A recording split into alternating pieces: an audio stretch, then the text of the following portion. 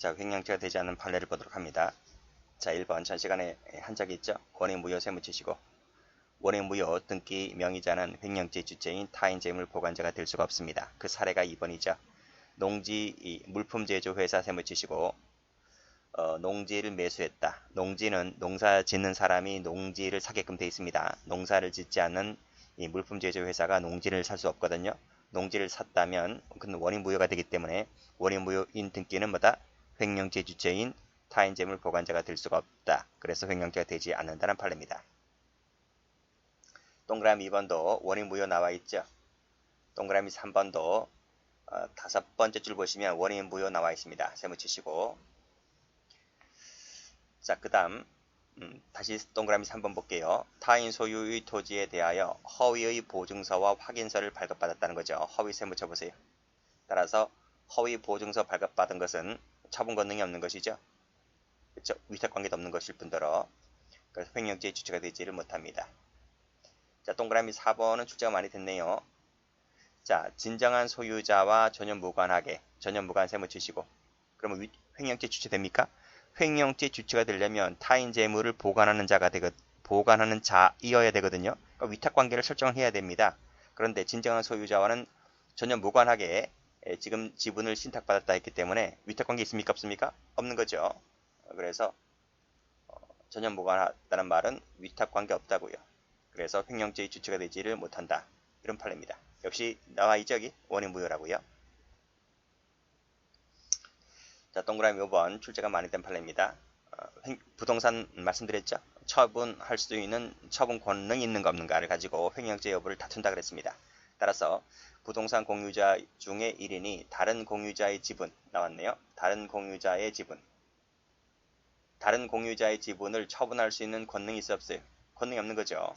처분 권능이 없기 때문에 따라서 횡령죄의 주체가 될 수가 없다. 이런 판례입니다. 여기도 구분 소유자 전원의 공유에 속하는 공용직 부분, 이 부분도 타인 공유자의 지분이잖아요. 따라서 이 부분도 처분 권능이 없어서 처분했다 할지라도 즉 임대하고 독점적으로 임대하고 수령한 임차료 같은 경우는 횡령죄의 주체가 될 수가 없다 하는 내용의 판례입니다. 그래서 세무침 부분은 뭐다? 처분 권능이 없는 부분이다 하는 내용의 판례죠. 5번은 많이 나왔습니다. 중요하고요. 정리를 해두세요. 자, 그리고 이제 4번도 출제가 많이 된 판례이고요. 그래서 이 부분을 색깔 칠하면 돼요. 나머지들도 여기 색깔, 여기 색깔, 여기 색깔, 여기 색깔 칠하면 돼요. 자, 다음 갑니다. 자, 위탁관계에 의한 보관.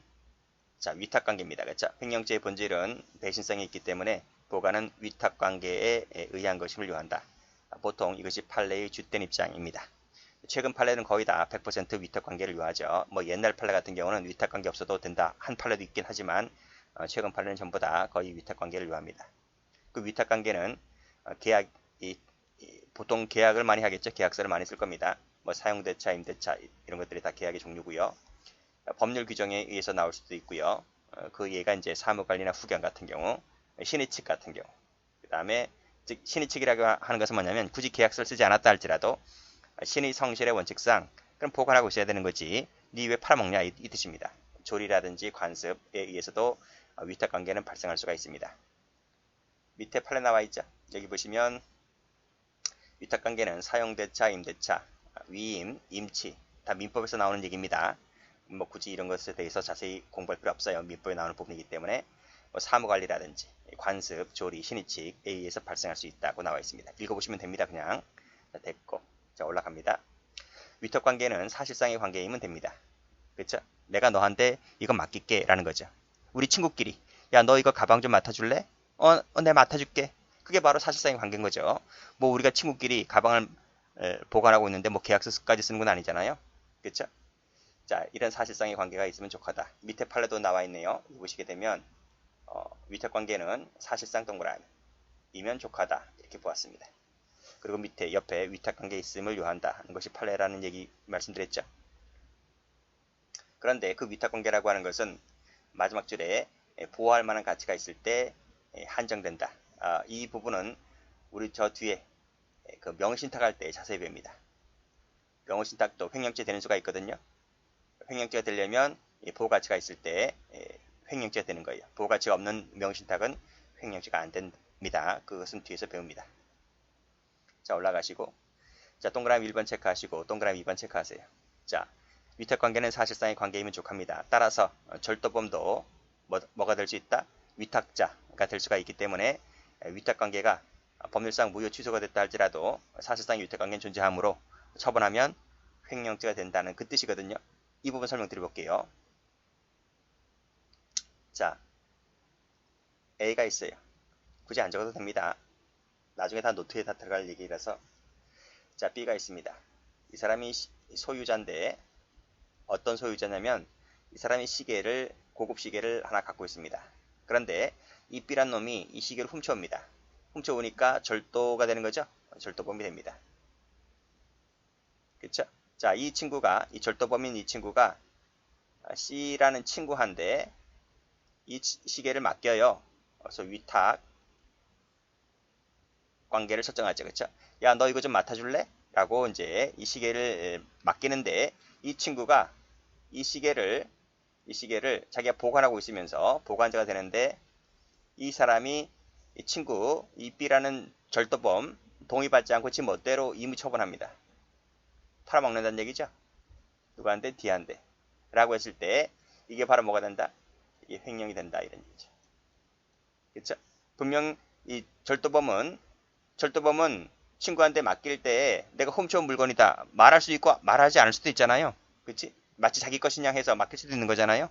라고 했을 때 이 친구가 이걸 팔아먹으면 횡령이 된다니까요. 그래서 다시 한번 보시면 위탁관계는 맡긴다는 관계이면 족한 것이지 따라서 절도범도 위탁자가 될 수 있는 것이다. 이런 얘기입니다. 자, 됐고. 자, 그렇지만 절도, 강도, 사기, 공갈 등 이러한 불법점유자죠. 이러한 사람들은 피해자에 대한 관계에서는 그것이 위탁관계가 되지를 않습니다. 그 말은 피해자에 대한 관계에서는 횡령죄가 되지 않는다는 얘기거든. 자, 그게 무슨 뜻이냐면 자, 이 부분이죠. 이 부분 다시 한번 설명드려 볼게요. 자, 이 부분을 제가 지웁니다. 어디를 지우냐면 이렇게 지울 겁니다.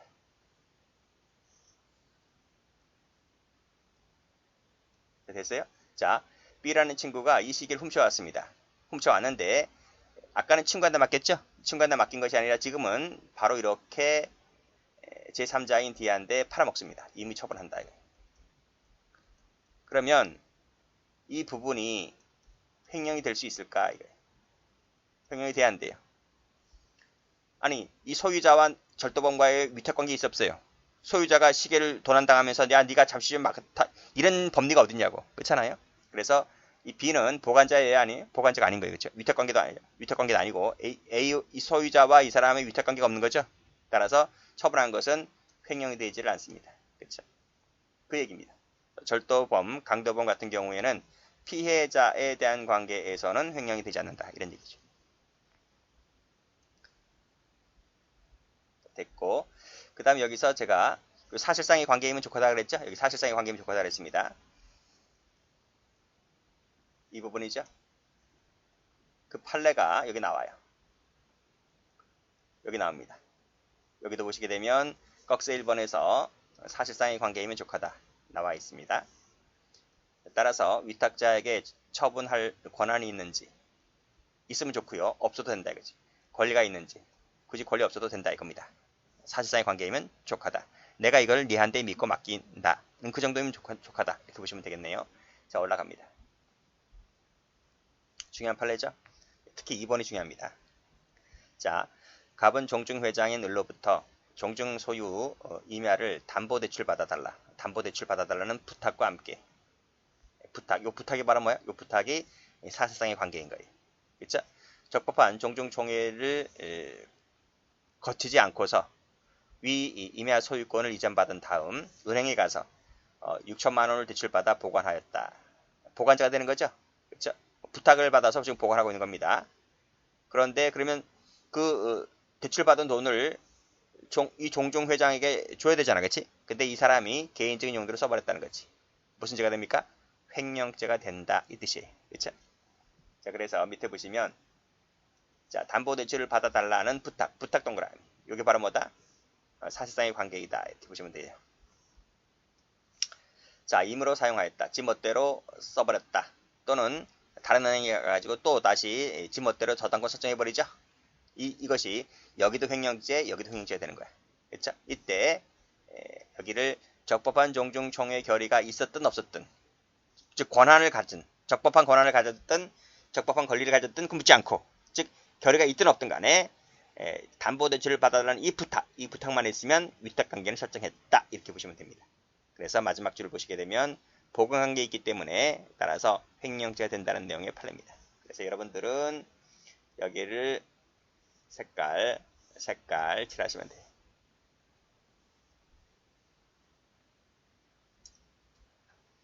자, 무지 중요한 판례가 나옵니다. 자, 무지한 중요한 판례를 보기 전에 다음 페이지 쉬운 걸 먼저 볼게요. 자, 여기다 한번 보세요. 자, 이 판례도 쉬운 판례이지만 출제는 많이 되었었어요. 자, 어떤 계좌에 돈이 착오로 잘못 송금되어 입금된 경우다.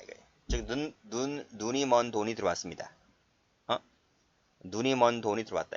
착오로 잘못 송금되었다. 동그라. 여기 나와 있네. 여기. 일단 밑줄 그시고. 그러면 뭐다? 그 사람과 나와 사이에서는 어떤 보관관계가 없어. 근데 계약서 이런 거 없다 할지라도 잘못 돈이 들어왔다고 해서 이거 꽁돈이네? 그냥 써버리자. 이렇게 하면 큰일 납니다. 나중에 그 X가 큰 돈이라고 한다면 그게 범죄 수익금이 될 수도 있는 거거든. 그러면 범죄인들이 그 찾아낼 수 있잖아요. 그치? 그 예금주를 찾아낼 수 있잖아. 그래서 그 예금주를 찾아내가지고 돈 달라고 반환 청구를 하는데 안 주지? 돈 쓰고 없잖아. 그럼 칼 맞아요. 이 억 단위로 넘어가면. 그러니까 그 돈이 겁나서더라도 못 쓰는 거야. 빨리 신고해야 되는 거지. 뭐 몇만 원 들어왔을 때는 써도 되지만 큰 돈일 때는 그 예금한 사람이 가만 안 있는다고요. 어쨌든 그 사람과 나와는 어떤 계약관계도 없지만 내 돈이 아니기 때문에 나는 뭐다? 보관관계에 있다. 신의칙상 보관관계에 있다. 이렇게 보고 있습니다. 그렇죠? 따라서 피고인이 이러한 송금 절차의 착오로, 즉 눈먼 돈이 들어온 것을 이 사람이 지 멋대로 인출하게 되면 뭐가 된다? 횡령이 된다. 이거죠. 보통 그런 눈먼 돈이 들어왔을 때는 송금인과 피고인 사이에 별도로 계약관계가 없는 거죠. 그렇죠? 계약관계가 없는 눈먼 돈이 들어온 겁니다. 써버리면 횡령이 된다는 판례죠. 중요한 판례라 그랬습니다. 자, 그런데 비교되는 판례가 다음 페이지에 나와요. 자, 여기도 보시면 피고인이 자신 명의 계좌에 착오로 송금된 돈이잖아요. 그렇죠? 동그라미 쳐보세요. 역시 지 멋대로 써버리죠. 다른 계좌로 이체하는 등 지 멋대로 썼을 때 횡령이 된다는 판례입니다. 그럼 똑같은 판례네? 똑같은 판례예요. 그럼 이걸 왜 제가 비교하냐 하면 이 꺽쇠 1번 때문에 그래. 이것이 2005년도 판례잖아요. 옛날에는요 이렇게 해봤습니다. 횡령죄가 되려면 반드시 소유자와의 위탁행위에 기한 것임을 필요로 하지 않는다. 반드시란 말 썼거든. 반드시 그럴 필요 없다는 거야. 즉 위탁관계 없어도 이것처럼 횡령이 되는 수도 있다. 이거거든. 근데 이것이 2005년도 판례였는데 지금 판례가 한 발짝 양보합니다. 그래서 지금은 다 위탁관계 있어야 된다. 다 위탁관계 있는데 여기서는 신의칙을 들고 나옵니다. 그쵸? 그래서 판례가 좀 진전되었다 보시면 돼요. 옛날에는 굳이 반드시 이런 거 없어도 횡령을 인정했지만 지금 이런 판례는 거의 없고 이제 이때가 마지막이었어요. 이런 판결로 제가 나온 것이 이때가 마지막이었고 지금은 다 보관관계에 있어야 한다. 라고 해서 조리나 신의칙을 들고 나옵니다. 이렇게 정리해 주시면 되겠어요.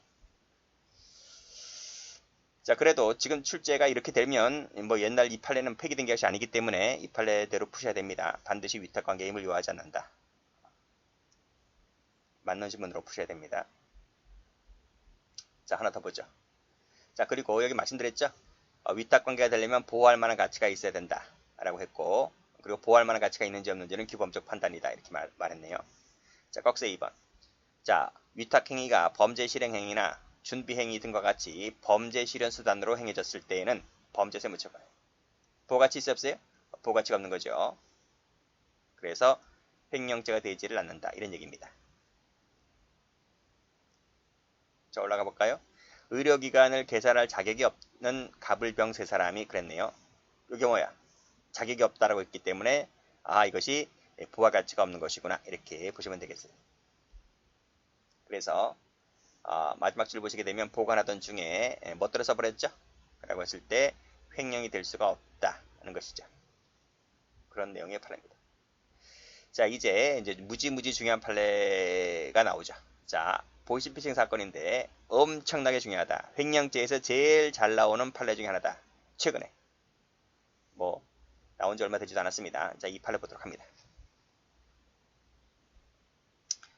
자, 갑과 을은 갑 명의의 로 개설된 계좌가 보이스피싱 범죄에 이용될 것임을 인식하지 못하고 그 접근 매체, 이거 뭐죠? 통장이죠. 이 통장을 보이스피싱 조직원 병에게 양도했다. 그래서 이 사기꾼이 피해자인 정이 이 사기꾼에게 속아서 위 계좌로 송금된 피해 금액 중 일부를 갑과 을이 별도의 접근 매체, 뭐 카드라든지 이런 걸 이용해 가지고 돈을 인출했다. 요 지책이 뭘까요? 하는 겁니다. 됐어요? 이해되셨어요? 자, 그러면 이 부분을 필기를 할 텐데 여기다 필기 한번 해볼게요. 자, 여기서는 갑과 을로 나오지만 제가 갑만 적을게요. 갑만. 갑이 있어요. 그리고 병이 있죠. 병. 이제 보이스피싱 조직원입니다. 이 사람에게 통장을 빌려주죠. 누구 통장이야? 자신의 이름으로 된 통장입니다. 갑 명의로 된 통장을 빌려주죠. 근데 이 병이란 놈이 보이스피싱 조직원이라 그랬지. 그치? 그러니까 보이스피싱 범죄에 이용될 것이라는 것이 인식 없이 빌려줍니다. 그쵸? 자, 그리고 이 보이스피싱 조직원 이놈은 누구지?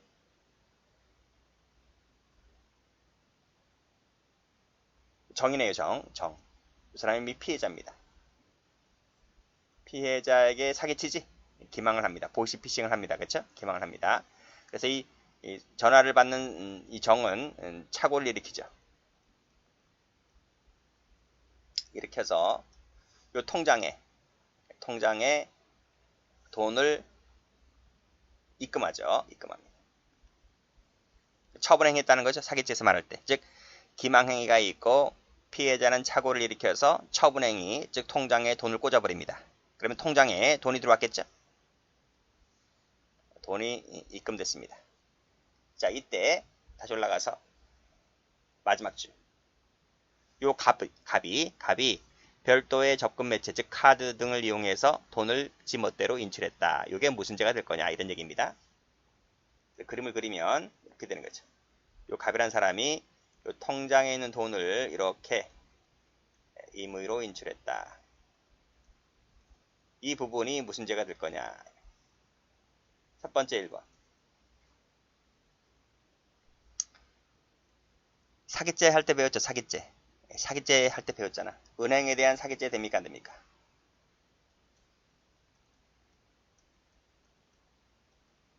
돼, 안 돼? 아니, 지금 이 계좌가 내 계좌잖아. 내 통장 아니야. 간명으로 된 통장이잖아, 여기. 간명으로 된 통장이잖아. 사기 돼, 안 돼? 안 되죠. 안 된다. 사기죄 할 때 배웠어요. 두 번째. 지금 이 갑과 정은 사기죄 공범이 아니죠. 인식하지 않았다고 했으니까. 그치? 그래서 사기 공범 아닙니다.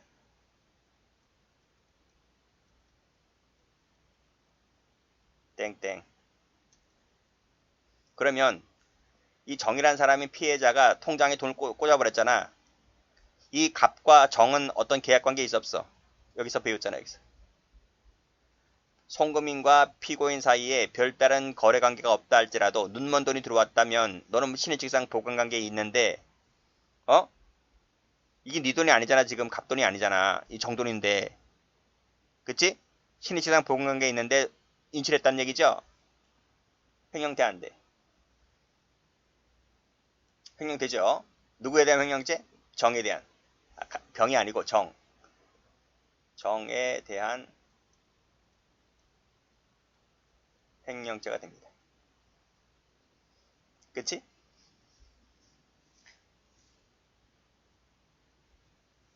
병에 대한 거는. 병에 대한 거 돼 안 돼? 안 되지. 보호가치 있어? 보호가치 있는 것만 보여준다 했잖아. 보호가치 없기 때문에 정에 대한 횡령만 됩니다. 자, 사기 만약에 공범이라면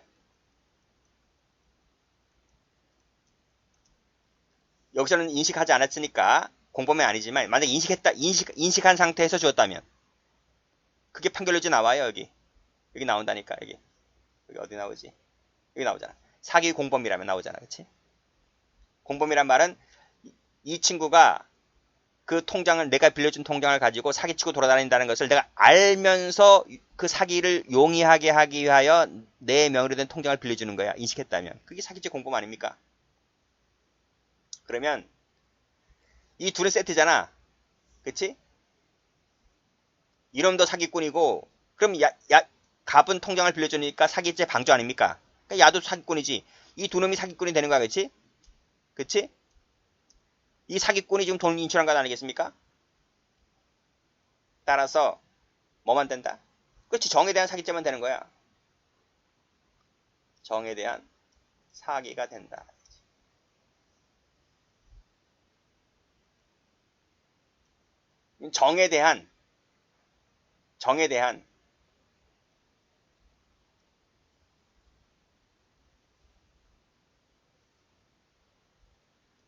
정에 대한 횡령은 됩니까 안 됩니까? 어? 아이, 내 이럴 줄 알았다. 횡령 됩니까 안 됩니까? 사기만 되고요. 사기만 되고 정에 대한 횡령은 안 돼.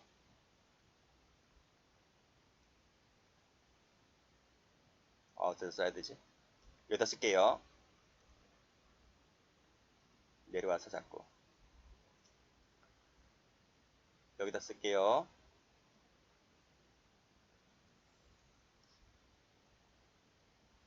땡땡. 횡령은 되지 않는다. 그치? 사기도 되지 않을 뿐더러 횡령도 되지, 사기만 되지 횡령은 되지 않는다는 거죠. 그쵸? 그런 내용입니다. 나중에 다 노트에 들어갈 거예요. 자, 그렇게 됐고, 그 다음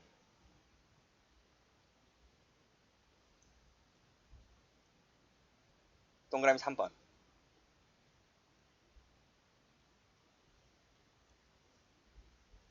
자, 갑이 돈을 인출했잖아. 그치? 돈을 인출한 부분이 위에다 적을게. 위에다 적을게. 동그라미 3번.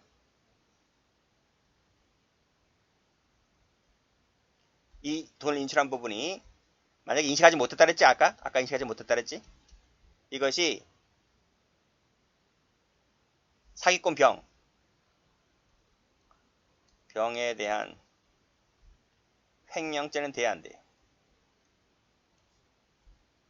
돼 안 돼? 안 되지. 왜 안 돼? 보호가치 없으니까. 사기꾼은 보호할 필요 없잖아요. 보호가치가 없어서 그런 얘기입니다. 자, 그래서 이 부분을 정리해 두시면 돼요. 자, 그럼 올라가 볼게요. 자, 송금 의뢰인이, 자, 용어 정리 잘 하셔야 돼요. 송금 의뢰인이 이 누구입니까? 여기서 송금 의뢰인이 송금한 사람이 누구야? 정이지. 피해자 정. 다른 사람의 계좌에, 다른 사람 누구야? 갑 계좌지. 갑 계좌에 자금을 송금 이체했을 때 그 계좌 명의인은 누구지? 갑이지. 그와 같이 송금 이체된 돈에 대하여 보관자의 지위에 있다. 그치? 보관자의 지위에 있는 거예요. 무슨 보관 관계? 신의측상. 됐죠? 따라서 계좌 명의인이 누구? 갑. 그와 같이 송금 이체된 돈을 보관하지 않고 영득할 의사로 꿀꺽 했다면 무슨 죄가 된다? 횡령죄 된다. 누구에 대한 관계에서? 피해자에 대한 관계에서 횡령이 된다. 그것이 바로 어디 나와 있습니까? 여기지. 이 부분이에요. 이 부분. 사기죄 공범이 아니라면 정에 대한 횡령이 된다. 이거지. 그치? 여기까지가 뭐라고?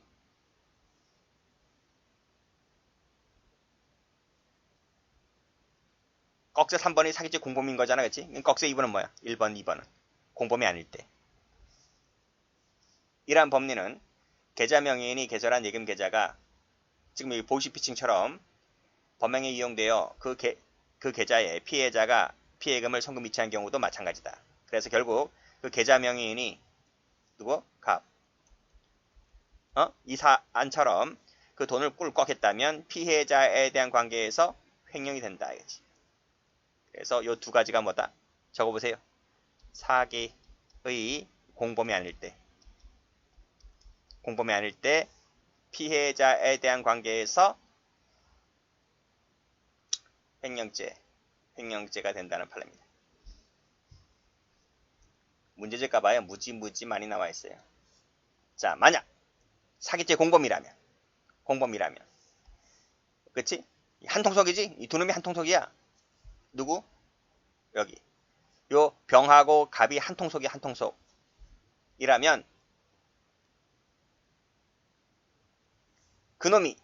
그가 송금 이체된 돈을 인출했다고 했을 때 뭐밖에 안 된다? 그래, 사기밖에 안 돼. 횡령죄가 되지를 않는다. 왜요? 여기 나와 있잖아. 자신이 저지른 사기 범행의 실행 행위에 지나지 아니하여 새로운 법익 침해가 없다는 거야. 횡령죄를 구성할 만한 새로운 법익 침해가 없다는 거야. 사기죄밖에 안 된다는 거야. 자, 공범이라면 사기밖에 안 된다. 라고 하는 것까지 알아두셔야 돼요. 다시 한 문제. 그래서 꺽쇠 1번, 꺽쇠 2번, 꺽쇠 3번 무지 많이 나온다. 한편 그 인출행위는 그 전기통신금융사기, 즉 보이스피싱범죄 사기의 범인에 대한 관계에서는 횡령이 돼야 안 돼요. 안 되지. 왜? 이 범인은 보호할 필요 없잖아. 보호 가치가 없기 때문에 요건 뭐다? 요거는 횡령이 안 된다니까.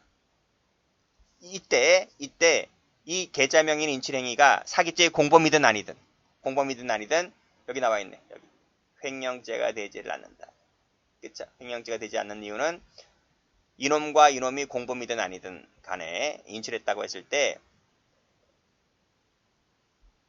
사기꾼에 대해서는 횡령이 되지를 않는다. 라고 정리해 두시면 되고 나중에 노트에 깔끔하게 다 정리가 되어 있을 거예요. 자, 왜 횡령이 되지 않는지는 동그라미 1번부터 해서 다 설명되어 있어. 여기서부터 여기까지는 참고로 보시면 됩니다. 참고로 보시면 된다. 아시겠어요? 그래서 이거는 굳이 안 적어도 되는데 요 두 줄밖에 안 나와요.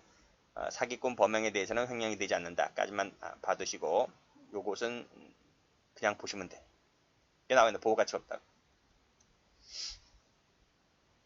됐습니다. 자, 또 마지막 하나 더 볼게요. 자, 이 부분이죠. 꺽쇠 5번. 자, 피고인 갑과 을이 공모하여 갑 명의로 계좌 개설된 방금 읽었어, 그치? 쭉 읽었어요. 쭉 읽었는데 여기까지 쭉 읽었어요. 이때 피고인들에게 사기 방조죄가 성립하지 않는 이상 왜 사기 방조죄가 성립하지 않는다 그랬지? 인식하지 않았다 했잖아 여기서. 인식하지 못했으니까 뭐다? 사기 방조는 안 되는 거지. 그쵸? 자, 사기 방조가 되지 않는 이상 피해금 중 일부를 임의로 인출한 행위는 누구에 대한 관계에서만, 그치? 정에 대한 관계에서만 횡령이 될 뿐이다. 이런 말입니다. 됐죠? 그렇게 정리해 두시면 되겠습니다. 무지 중요하다 그랬습니다.